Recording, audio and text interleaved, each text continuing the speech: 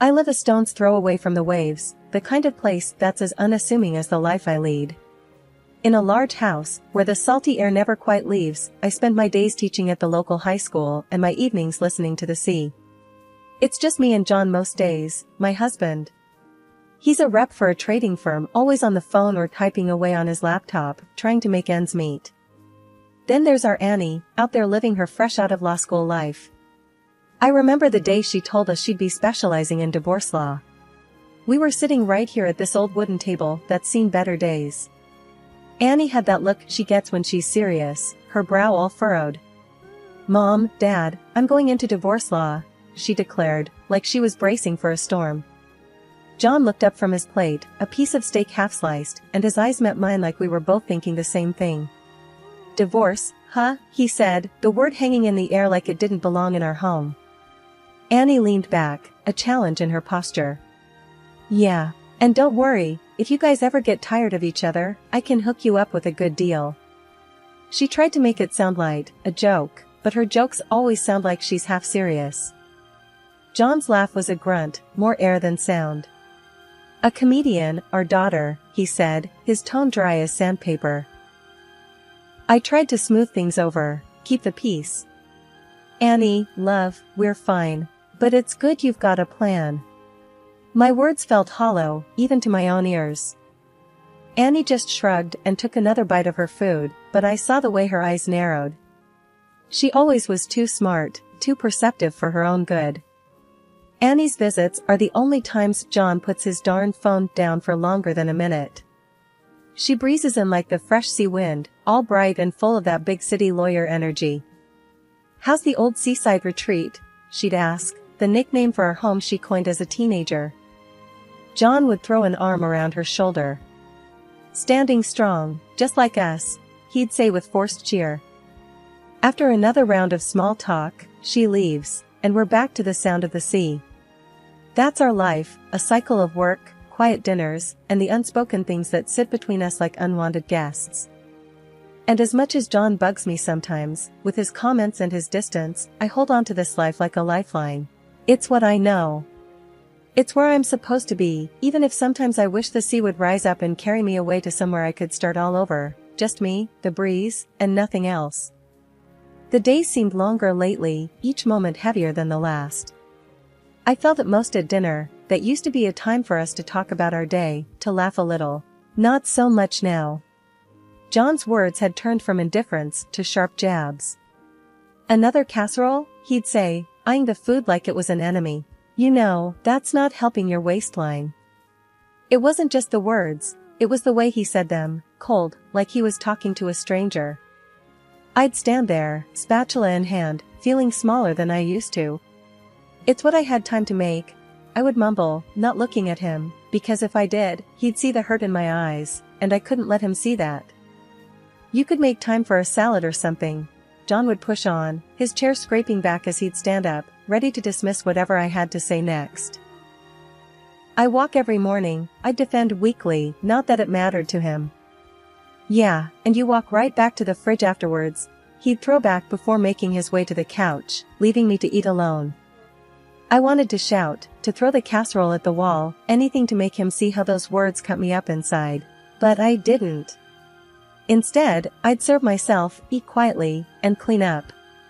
John, meanwhile, would be shouting at the TV or yapping on the phone. That's how most evenings went by. One night, I gathered the scraps of my courage and tried to confront him about it. I sat next to him on the couch, the TV blaring some sports game. "John, can we talk?" He half-turned, a frown already making a home on his face. "What now? Do you have to be so harsh about my weight?" I asked, the words felt like heavy stones in my mouth. John snorted. "What? I'm motivating you. If I don't say it, who will? You want to get bigger and bigger?" That's when the dam broke, the tears came hot and fast, and I couldn't stop them. "You think I don't know? You think I don't feel it every single day?" My voice was a mix of anger and shame, a cocktail I was getting used to. He stood up then, his body language screaming annoyance. "Oh great, here come the waterworks. Do something about it instead of crying, for crying out loud." I got up, wiped my eyes, angry at myself for letting him see me cry. Never mind, I said, my voice hollow. Just, never mind. The room fell silent except for the commentators on the TV. And like that, we'd go to bed, backs turned, walls up, pretending we didn't feel the chasm that was growing between us. It had become our new normal, this walking on eggshells, this biting of tongues until they bled. Sea travel is my husband's new hobby. John wouldn't drop it with the yacht thing. Babe, think about it, sailing wherever we want, whenever we want, he said, thumbing through a glossy magazine that smelled like fresh ink and unrealistic dreams. Sitting there with my knitting needles clicking away, I said, John, we ain't exactly sailors. That money's tucked away for emergencies, not big toys.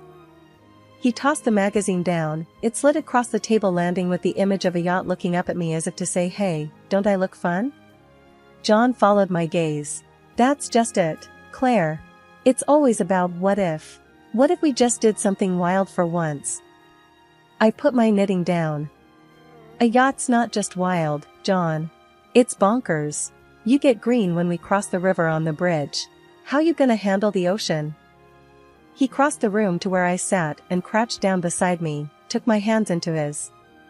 Claire, I want us to have something to show for our work, something to enjoy. You don't think touring the coast, just you and me, doesn't sound exciting? His eyes had that twinkle that I hadn't seen in a long time. They were the kind of eyes that got me to say I do a couple of decades ago. I chewed on my lip, thinking, you and me, out on the open sea? Just the fish and the stars and, knowing our luck, a storm or two? John grinned, we'd weather it. Like we always do. Here was my husband, a man that I've shared more than half my life with, looking like a kid asking for a bicycle for Christmas. Something about that was too hard to ignore. I sighed. All right, I won't make any promises, but I'll think on it. Maybe some adventure wouldn't be such a bad thing. John's face lit up like a kid on Christmas morning. Really? You mean it? Yeah, I mean it. But I swear, John, if I see one hint of green on your face, I'm turning that yacht around and selling it to the highest bidder. He laughed and hugged me. Deal, he said, and I couldn't help but laugh, too. Who knows, maybe a bit of sea air would do us both some good. But I was going to think on it long and hard first. There was plenty of time and reasons to be practical, but maybe the impractical was what we needed to shake things up. Maybe. The phone rang a few times before Annie picked up. Hey Mom, what's up? Her voice always had a way of sounding like she was in the middle of something big. Annie, we need to talk. Got a minute? I sat on the edge of the bed, playing with the cord of the phone like I used to when I was a teenager. For you? Always. Shoot. I took a deep breath. So, your dad has this crazy idea about buying a yacht with the money Grandma and Grandpa left me. A yacht? There was a pause, and I could practically hear her rolling her eyes.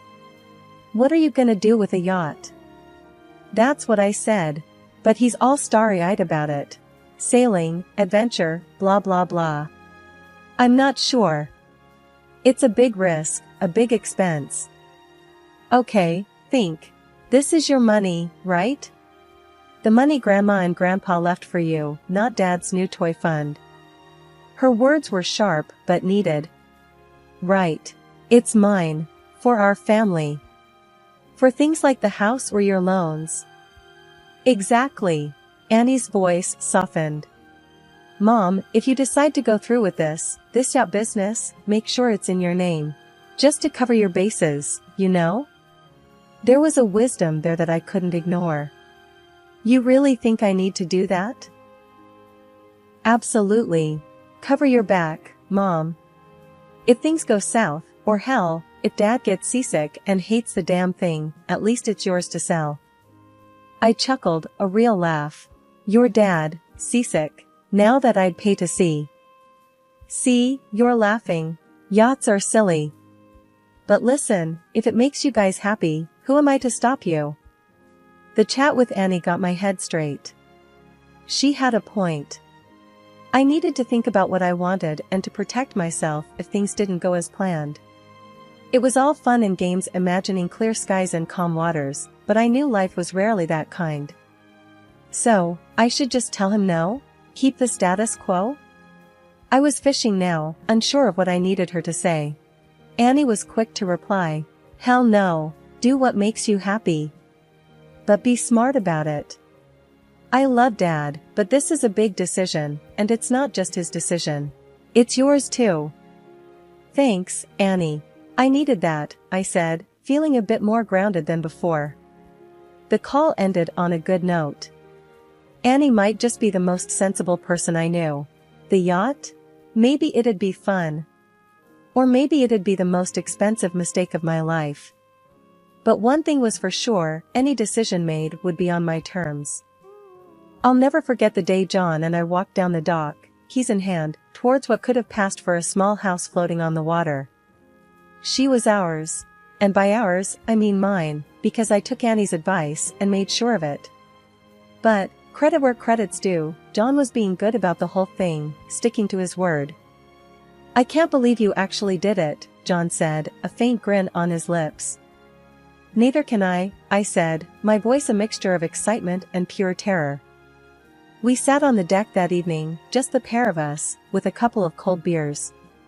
The sun was dipping low, painting the sky all sorts of oranges and reds. John broke the silence. "Claire, I know this was a big ask. Thank you." I glanced at him, surprised.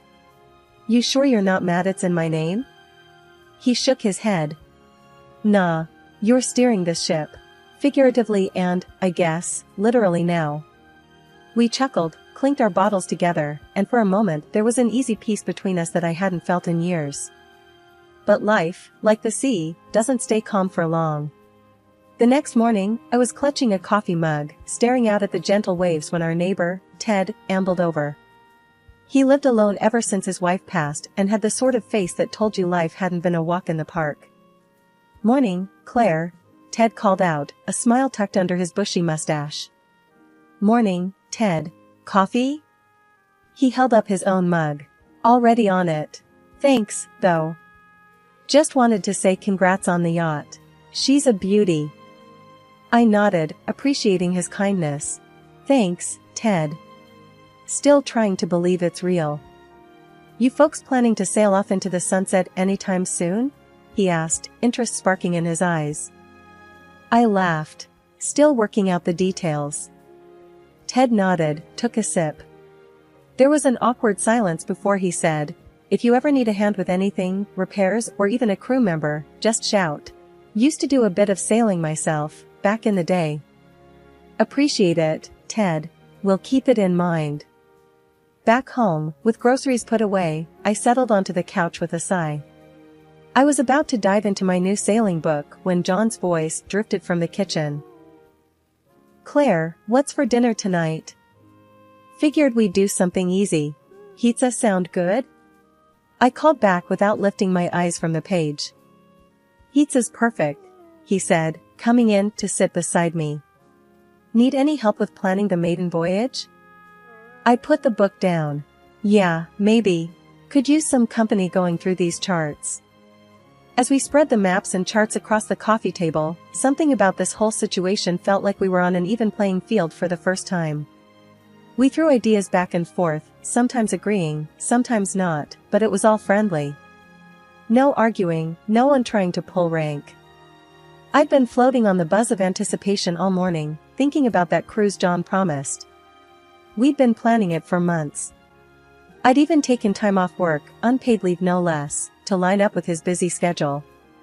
Today, I grabbed a new suitcase from the department store, something sturdy and bright, you couldn't miss it even if it tried to hide in the belly of our yacht.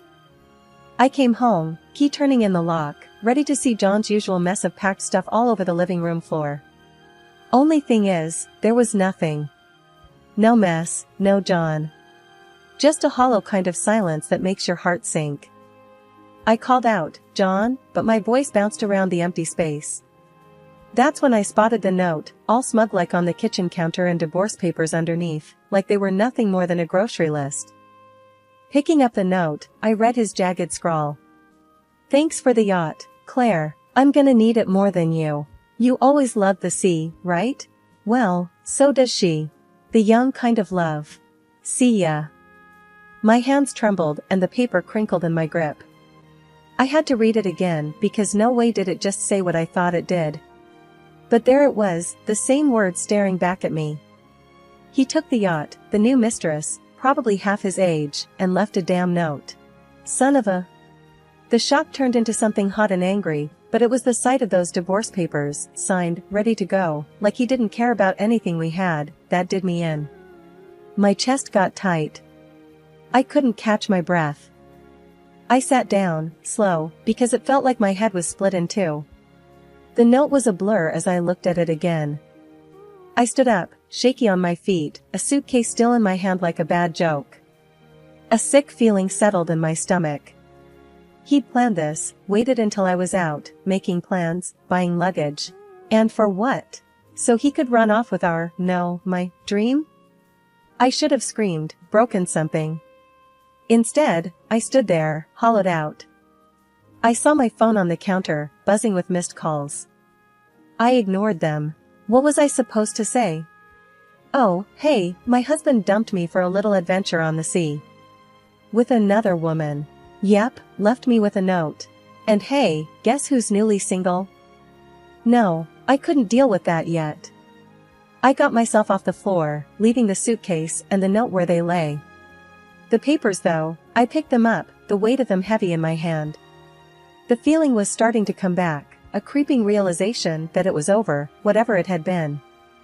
I had an urge then, standing in that empty kitchen, to grab that suitcase, chase them down, make a scene. But what for?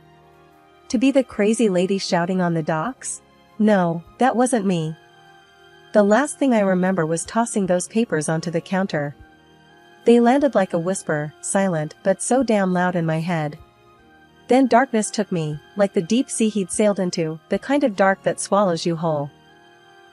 Blinking to sleep away, I'm staring up at a bleached ceiling. I'm in a hospital, ain't I?